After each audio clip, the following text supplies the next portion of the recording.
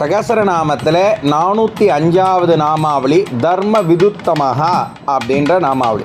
இந்த நாமாவளிக்கு ஆழ்வார் ஆச்சாரியர் பெரியோர் சொல்லியிருக்க விளக்கம் என்னன்னா, தர்மம் அறிந்தவர்களான ரிஷிகளை விட சிறந்தவர்கள் அப்படின்னு சொல்லி நிறுத்திடுறா. யார் தர்மம் அறிஞ்சின்றிருக்கா?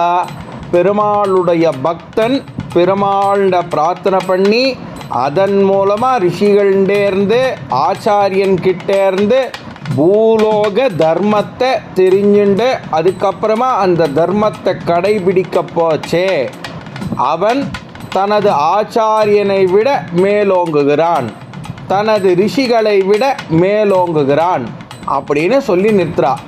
எப்போ ஒருத்தன் பூலோக தர்மத்தை விடாமல் கடைபிடிக்கிறானோ அவ எல்லாருக்கும் மேலே போய் பெருமாளுடைய திருவடியை பிடிக்கக்கூடிய பாக்கியத்தை கொடுக்கும்.